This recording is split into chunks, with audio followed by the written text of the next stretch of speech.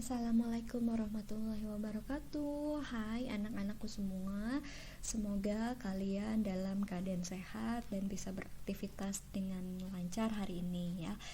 Ketemu lagi sama saya Fai di mata kuliah tinjauan kriya, dan pada video pembelajaran kali ini kita akan membahas tentang ruang lingkup kriya. Di sini saya pakai slide atau PPT yang sama dengan yang saya attach di LMS di bagian pembelajarannya, materi pembelajaran. Jadi kalau misalkan saya membahas secara sederhana di video, kalian bisa lihat detailnya di materi pembelajarannya. Oke, kita langsung aja masuk ke pembahasan kriya dalam ruang lingkup seni rupa dan desain. Kemarin kita sedikit banyak udah bahas ya, kalau kriya itu ada di irisan antara seni rupa dan desain. Dia ada di antara seni rupa dan juga di antara desain gitu. Nah, yang harus kita pahami di sini ya, seni rupa sendiri juga dia punya dua bagian. Yang pertama ada yang masuk seni murni dan ada yang masuk ke seni terapan. Seni murni maksudnya seni yang pure atau murni dari ekspresi si seniman. Jadi di sini lebih subjektif tentang senimannya. Sedangkan kalau seni terapan itu lebih objektif sehingga hasilnya bisa diterapkan pada kehidupan sehari-hari meskipun dia punya nilai seni yang sangat kuat. Seni murni di sini contohnya misalnya ada patung dan lukisan ya. Walaupun banyak sekali seni murni yang lain. Di sini contohnya hanya beberapa saja. Sedangkan seni terapan tentu ada juga banyak ya. Di sini misalnya kita contohkan ada ukir kayu, ada keramik, ada tekstil, dan ada anyaman. Sedangkan di bagian desain itu kita kenal yang namanya DKV, desain produk, desain tekstil, desain fashion, desain interior, dan sebagainya.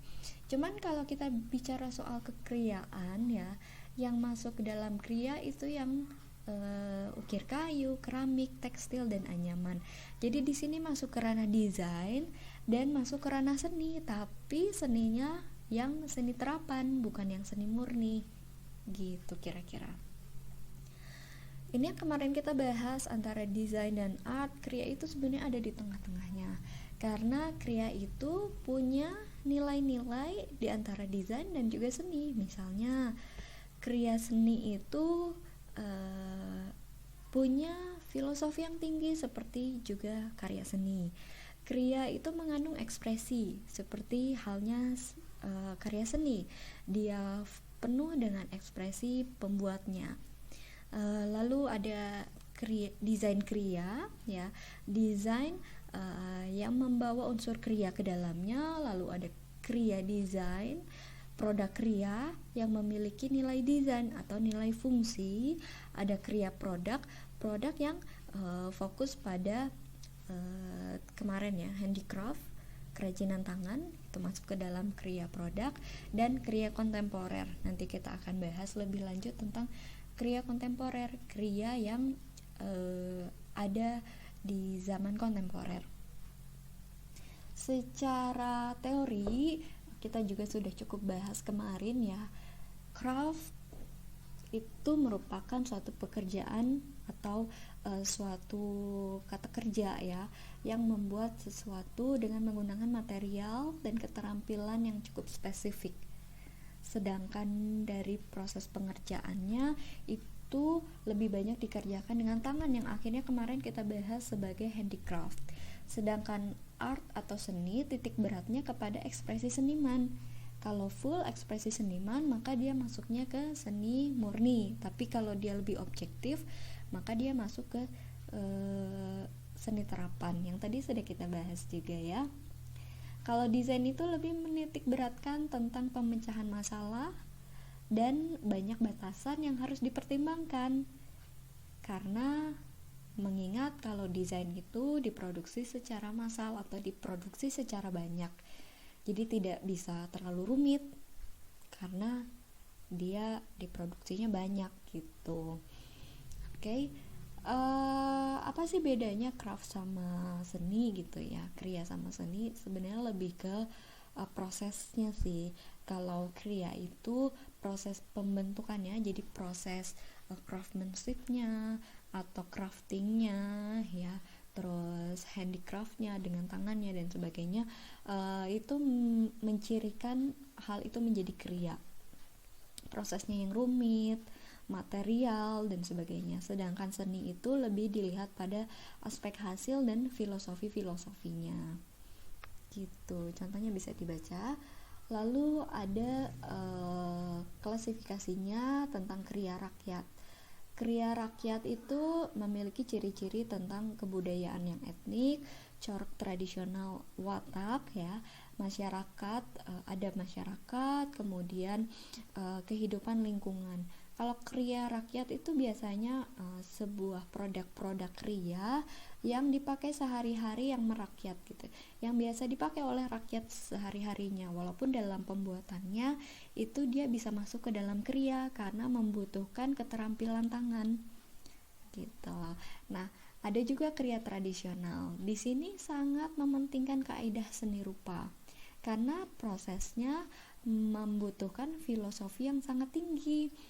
Di sini peran empu dan seniman itu sangat penting. Kemarin di bahasan kemarin kita sudah bahas ya, sudah ada penjelasan istilah-istilah yang digunakan dalam kriya ya. Jadi kalian sudah tahu harusnya empu dan seniman itu apa.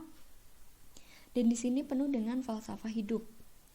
Ya, kalau di Indonesia tentu falsafah hidup agama Hindu, Buddha, dan Islam yang kemarin juga kita sudah bahas. Jadi apa bedanya kriya tradisional dengan kriya rakyat? Kalau kriya rakyat itu lebih merakyat, lebih fleksibel, dipakai untuk kehidupan rakyat sehari-hari, untuk misalnya memasak, berkehidupan, untuk kebudayaan berkehidupannya dan sebagainya. Tapi kalau kriya tradisional itu hanya orang-orang tertentu yang bisa membuatnya, dan hasilnya pun memiliki nilai filosofi yang tinggi ya. Ada filosofi atau falsafah keagamaan di situ, ada filosofi kehidupan. Kalau kriya rakyat belum tentu memiliki falsafah yang tinggi atau filosofi yang tinggi karena itu dipakai sehari-hari saja gitu. Nah, lalu ada kriya populer atau kemudian nanti disebut juga kriya kontemporer. Ciri-cirinya dia kehilangan nilai tradisi dan nilai klasik karena dia sudah masuk ke wilayah kontemporer, atau bisa juga disebut sebagai kriya modern yang tidak memiliki filosofi tentang nilai-nilai kehidupan. Lalu dia dikomersilkan. Ini sudah masuk ke ranah desain ya, sudah masuk ke kriya yang ranahnya desain. Jadi dia dikomersilkan, keahlian para seniman klasik tidak diwariskan di sini, tapi di sini memakai kriya yang cukup sederhana, tidak terlalu rumit, tapi dia tetap ada pembuatan tangannya, tapi tidak serumit yang tadi seperti kriya tradisional yang benar-benar harus dikerjakan oleh ahli seperti empu dan para seniman. Kalau di sini tidak, karena dia bisa dikomersialkan atau dijual, diproduksi massal. Persaingan dengan benda pakai hasil produksi industri dan perpaduan seni tradisi gitu. Jadi di sini bisa dibilang kriya yang sudah bisa diproduksi secara massal sehingga bisa masuk ke industri, bisa dijual ya.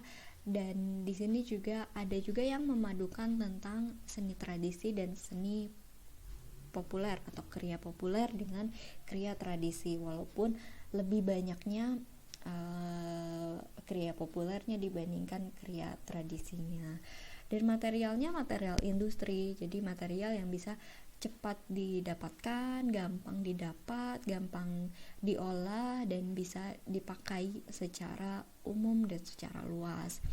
Misalnya kalau kriya tradisional itu punya material-material khusus yang hanya benda itu saja yang bisa memakainya, misalnya kulit dari kulit binatang tertentu misalnya ya.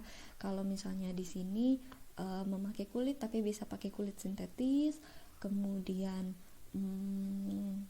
pakai kayu yang mudah didapat, mudah diproduksi juga, dan sebagainya. Kira-kira seperti itu untuk materi hari ini. Kita hanya membahas tentang 3 jenis kriya, ada kriya rakyat, ada kriya tradisional, dan ada kriya populer. Mudah-mudahan bisa dimengerti. Silahkan dijawab kuis dan juga diskusinya. Nanti silahkan juga dikerjakan tugasnya.